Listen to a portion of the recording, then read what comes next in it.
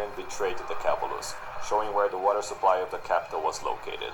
Trajan then cut it off, forcing them to surrender, as the Capulus cowardly fled towards Sarmatia. Meanwhile, Trajan was informed by another Dacian trader of where the Capulus' gold deposits were, and with this massive gain at his hands, there was only one thing left to do. The Capulus was later encircled by Trajan's cavalry, and, refusing to pay for his crimes against civilization, he killed himself to avoid capture. Dacia was then broken apart into subservient tribes, with its valuable mines annexed by the empire. Trajan would then bring the Capulus' severed head and right arm to Rome, throwing them at the Gamonian stairs, where Sejanus had once been strangled and Vitellius beheaded.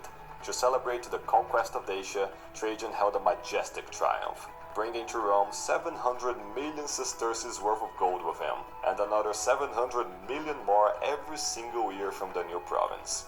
With these new riches, Trajan would benefit the empire as a whole, proclaiming 123 days of celebration in the Eternal City.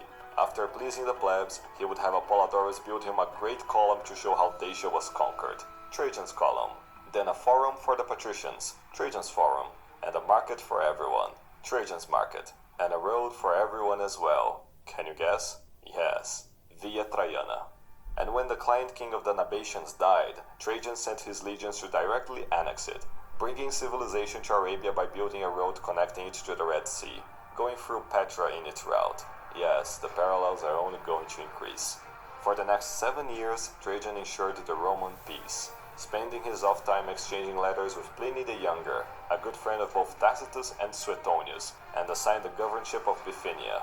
There, he attested to the emperor's wisdom and virtue, asking him advice on what to do about the Christians. Trajan's advice? Ignore them.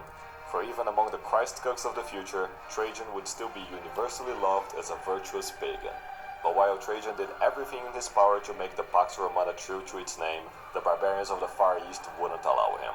As the king of the Parthians, in his arrogance, put his own nephew on the throne of Armenia. As the Roman emperor, Trajan had an agreed right to veto this choice, but Vologases ignored him. Betrayed a second time by barbarian treachery, Trajan gathered his legions once more, set on conquering Parthia once and for all. He first started with Armenia, quickly taking over the mountains, putting the king in prison, where he later died, and annexing Armenia as a Roman province, subjugating its surrounding areas as client states. As he did so, a Dacian revolt had broken out, forcing him to send the Syrian governor to go crush it, promoting Hadrian to govern Syria in his place. Only then, with Quietus on his side, he launched the invasion of Parthia, conquering city after city in a pincer-move attack. As Trajan sailed down the Euphrates conquering cities, he stopped to build a monument, then conquered the Parthian capital, reaching the Persian Gulf and building a statue for himself to celebrate, deposing Vologases and appointing his own client king for Parthia, annexing Mesopotamia as a new Roman province. It was the culmination of countless Roman legacies, from the early forefathers' conquest of Italy, to the Scipio's salting of Carthage, the late Republican subjugation of the Grecoids, to Caesar's conquest of Gaul, and his imperial successor's consolidation of the empire. Trajan had brought the empire to its greatest extent. From the North Sea to the Persian Gulf it stretched. The known world had been united under the Roman eagle. Its legions invincible, their emperor almighty, his power unmatched, attained by divine right. The first emperor to ever live up to Augustus. No empire would ever again match Rome's glory. Forevermore, Trajan would be acclaimed as Optimus Princeps, the best emperor.